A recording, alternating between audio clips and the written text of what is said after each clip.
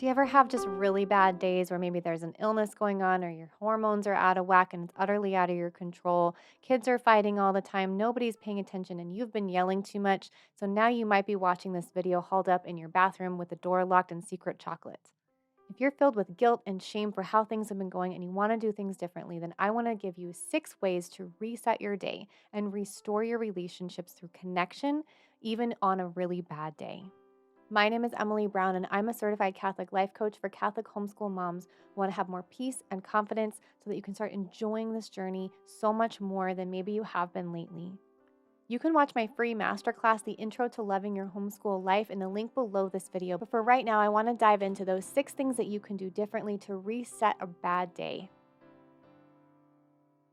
The first two go hand in hand. The first thing you need to do is you need to have acceptance for what has been, because beating your past self up, even the past version of you from earlier today who didn't do it very well, or maybe the version of you from the last week or the last couple of months or even the last couple of years, you might be beating that past version of yourself up for how you're feeling right now. Because if she didn't do it well, then that's the reason that you're feeling crummy right now. If she would have been better, more patient, more kind, more organized, whatever you think she didn't do enough of.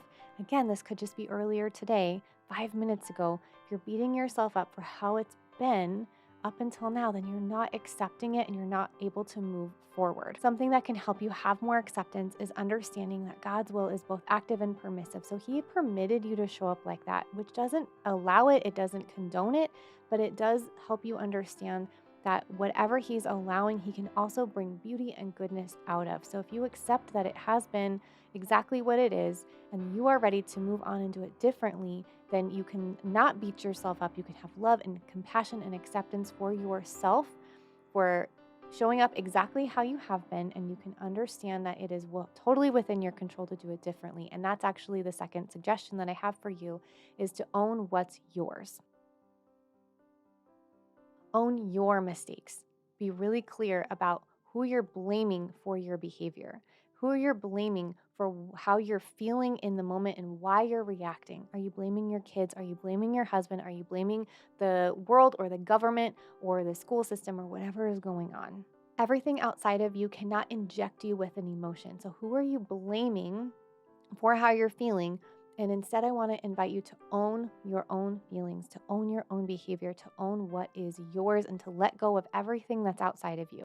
Having acceptance for what is and what has been, and owning what's yours, are two vital mindset shifts that you need to have to help lower your emotional state so that your intellect can engage. Because when your emotions are high, your intellect is really low, which means you're not responding. Instead, you're reacting.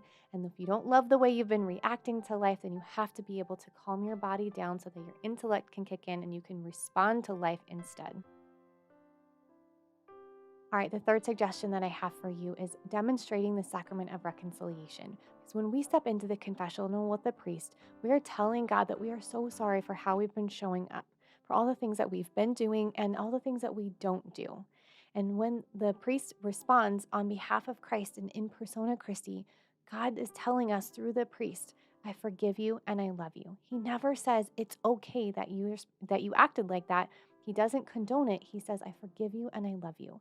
And so we need to apologize for what we've done and how we've shown up. And then God is going to say, I forgive you and I love you. And then He's going to give you a penance. He's going to give you something to mend the hurt or broken relationship. And so we can demonstrate that act of reconciliation with our children and demonstrate that love and forgiveness of God for our children and help them demonstrate it for each other.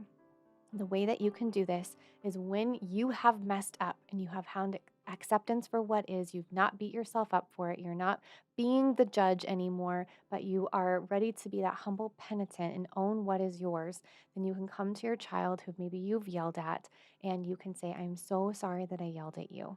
Can you please forgive me? If your child says, it's okay, I want you to really, really encourage you to say, it's not okay that I yelled at you. I'm going to try really hard not to do that anymore, and I'm so sorry that I did.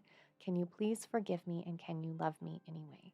And the hopeful response is, yes, I forgive you and I love you. And then as the mom, that hopeful penitent, you can ask your child, how can I make it up for you? Or how can I help mend our relationship?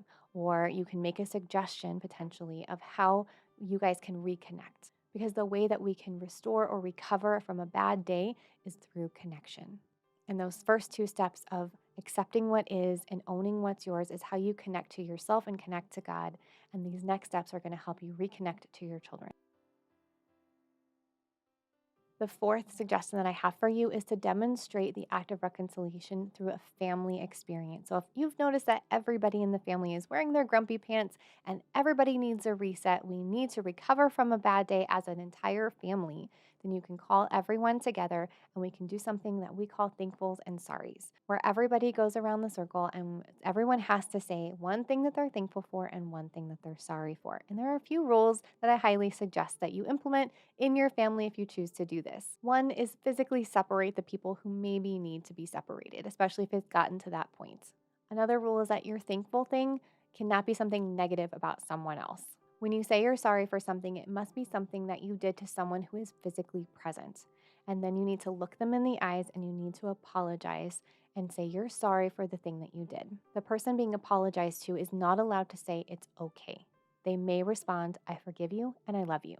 If a child genuinely can't think of something that they need to apologize for, then it's up to the parent's discretion to gently and lovingly suggest something that the child might need to apologize for. Or if you feel safe to lead a discussion, you can open it up to the other children and ask them if they have something that maybe the child did to them that might need an apology. Only do this if you feel safe to lead that discussion in a calm and loving manner. Suggestion number 5, shift the focus. Sometimes we just need to take our minds off of whatever the problem is. I don't want to suggest you do this in order to escape the problem, but I want to suggest that you do this if you've tried all the other ways of connecting and it's still feeling really tender and painful in the family relationship. So sometimes I like to just sit down and read aloud to my family where everyone has to be quiet, focus on something quiet that they can do with their hands, and we're all just connecting through a story. And the last suggestion that I have for you is sleep. Please do not underestimate the restorative healing powers of sleep or a good nap. I want to offer that if you are in the pregnancy and newborn phases of life and sleep is just harder for you to get than even using your children's rest time in order to get the rest that you need can be so life-giving. Giving yourself permission to do that is so, so important. If you are not in those phases of life right now, then I really want you to look at your day and see if there's just a natural time, a natural lull in the day where you could potentially build in a nap or build in an earlier bedtime for yourself so that you can get the sleep that you need. Because when you are not functioning on enough sleep, then you're not functioning well.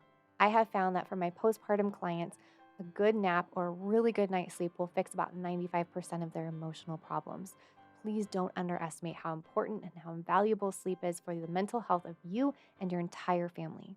If you would like to work with me as your Catholic life coach so that you can start having more peace and more self confidence and more self discipline, more self control, so that you can start showing up in your day, regardless of if it's a good day or if it's a bad day, but you can start showing up exactly the way you intend to every single day, then please come join me in the Happy Holy Mama membership. It's going to be open for enrollment very, very soon. You can get all the details for the program in the link below this video. And if you would like to work with me sooner than that, then you can book a free consult call where you and I can sit down and we can discuss your unique life, your unique struggles, and how coaching can help you achieve the happy, holy experience you want to have of your life so much sooner, so much faster, and with so much more peace.